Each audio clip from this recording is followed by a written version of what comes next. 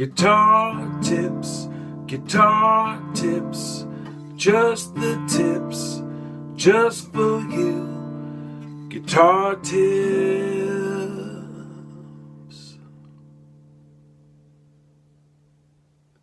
It's still ringing. I really like the sound of just the very end there where the overtones and everything is just kind of ringing out, and trying to find some peace amongst the harmonics there. My name is Adam Levy, and you are watching Guitar Tips. This is my weekly video blog series. Each and every week I post a new video on Friday, and it's not guitar lessons per se. Some weeks it's more like a little guitar lesson. Other weeks it's nothing like a guitar lesson, and it's just a little bit of me sharing my experience as a player, as a teacher, as a person. And I hope that these help you in your own life as a player, performer, teacher, person, and what have you. So this week, our tip has to do actually with the overtones and the ringing and all that. This week's guitar tip is timbre matters. Timbre matters. I don't know. Sounds like the name of an actress or something. But timbre, Timbre. So what is it? It has to do with overtones and resonance. It's really the sonic signature of anything. It could be a guitar, could be an oboe, could be a human voice, could be the horn when you honk your horn in your car. That's got a timbre to it. It's really how we tell different sounds apart. Has something to do with resonance. What got me thinking about it is a couple weeks ago I had a conversation with one of my fellow teachers at the Los Angeles College of Music. He's the head of the bass department. His name is Jerry Watts.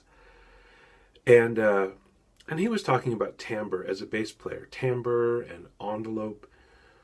And it really was interesting to me because usually when you think about teaching and studying an instrument, there's lots of technical stuff to work on, working on scales and just getting your right and left hand coordinated, and there's chords, maybe not so much chords on the bass, but some bass players play chords.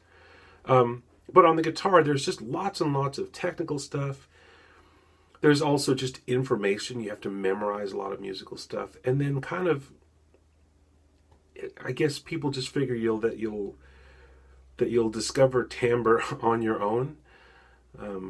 But to hear Jerry talk about it, I mean, those things are upfront and important things, and not just an afterthought once you got all your chops together. So I just wanted to encourage you at whatever level you're at, whether you are here's my cat. He's out of frame, but he's got a timbre too. Hey, Temp, you want to come up here? He may come into frame if I talk long enough. You'll probably get to see him. He likes to jump up on the desk. Anyway, so that there he is. You can see his tail. That's really funny. I had another conversation this morning with a different musician, a guitar player, and he started to talk about timbre and how important it is for any. Well, we were talking about guitar playing, for guitar players to really think about it, because if you want to be a performer or do recording sessions or whatever, having a good sense of time, obviously that's important. You need to be able to keep a steady beat. Hello, what are you doing? You gonna play the guitar? He wants to give you his own tips. This is Tempura, the cat. Anyway, this is funny. This is his first appearance in Guitar Tips. Having good time is obviously super important, and having a good overall tone is important. And But timbre and tone I don't think of as quite the same. Timbre is maybe the fine tuning of tone. So tone comes from, you know, your touch, and it comes from the equipment that you use, and how you, if you're playing electric guitar, how you set the things. But timbre is really looking at it in a little more fine tuning way, and just really listening into how the overtones are in, listening to the all the stuff that's inside the note, not just the note that we think of, oh, that's a D or that's a B or whatever. But I don't know how to be more specific than that, except to really listen to yourself when you play. Maybe try recording yourself. It doesn't have to be anything fancy. You could record yourself on your phone, or whatever you have that's handy and easy to work with, and listen back. And don't listen to the performance or any of the things that we usually listen to be, to give ourselves some constructive criticism. Just really listen to the subtleties of the tone, which is then your timbre. I was on a recording session on Tuesday, and we spent a lot of time actually trying to get the tones and timbres to sit just right. They're already in the track I was playing along to. There was a full drum kit and upright bass and piano and 2 acoustic guitar tracks and a voice and a dobro. So there wasn't a lot of room. I was playing electric guitar. There wasn't a lot of room for me to have a big, broad spectrum sound. I had to really find a narrow focus, just certain frequencies, and I had to play a really limited part. I just played on a few strings. I didn't take the other strings off the guitar, but in the way that I played my part, I kept everything more or less within an octave, and I kept the dynamics fairly consistent, and I kept the tone and everything. I had to find my little space that I could work in. And it took a while. I tried different amps. I tried a couple different guitars. I tried on the guitar I was using different pickups. I tried different tuning. I tried using a capo. And then just a lot of touch stuff, just the way I was touching the strings, where you play along the string affects that. What kind of pick you use, pick or fingers, or pick and fingers, all this stuff. It's not the first thing that you're probably going to think about at a recording session. Mostly you might go into thinking about what's a part that I can play, what are the chords, or what is a melody that I can play.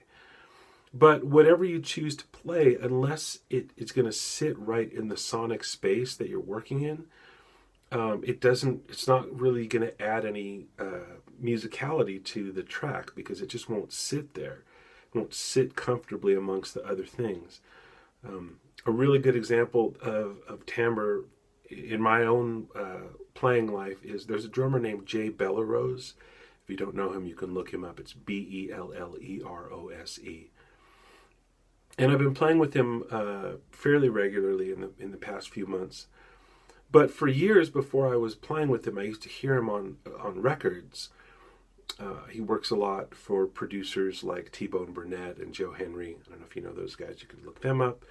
But before I started playing with him on a regular basis, I'd always assumed that the producers were doing some kind of post-production special voodoo to affect the sound of his drums so that they sound a certain way. He has a very distinct sound on the drums.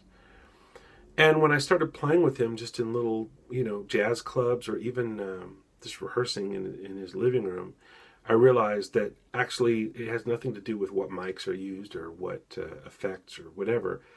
Jay just gets those sounds out of the drum kit. That's what he actually sounds like. It's not any kind of studio trickery.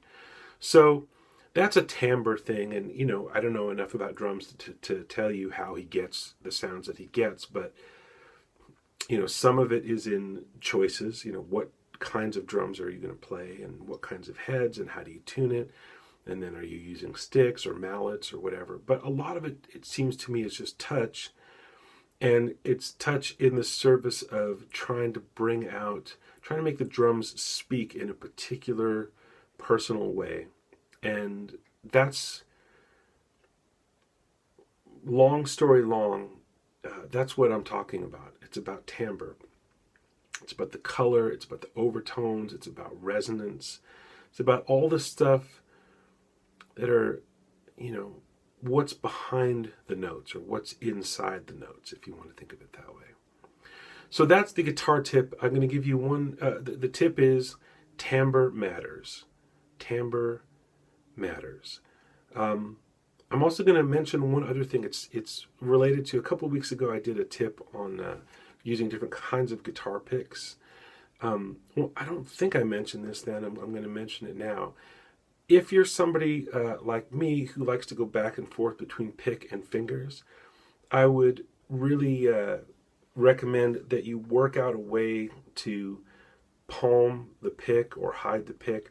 Because if you do this, first of all, that's not particularly hygienic. You don't know where that pick's been. But also, it just looks goofy, and it's never going to be where you really need it, which is in your hand.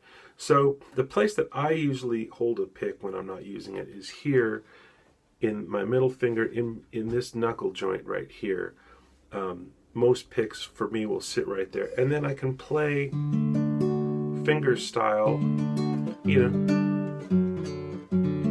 maybe slightly impeded, but not too bad. I've seen guitar players who hold it between two fingers, either like that or like that. That's good. You can still, I need to tune this thing, but I won't bother for now. You can still do it if you hide it there. You can hide it up here. But I really think if you can keep it in your hand in some way, that's good. And so you have to be like a magician who does tricks with coins and cards and stuff, and work on how to do it quickly. Whatever your move is, my move is, it's in the middle finger, and then I bring it out with my thumb, and then it's where I need it to be. So it's here, grab with the thumb, slide it basically across from my middle finger to here with my thumb, and then close these fingers, and that's the move. It looks like this from the front.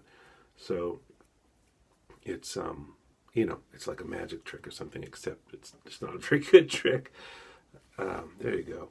Anyway, some people just always play with a pick. Some people always play with their fingers. This doesn't help any of those people. But if you're like me and you go back and forth, I'd encourage you to figure out a move and then make that move as smooth as possible, because you're going to want to be able to do it quickly and over again and not have to think about it. So that's the bonus tip this week. I'm Adam Levy. Please subscribe. I'll see you next Friday. Stay tuned and take good care.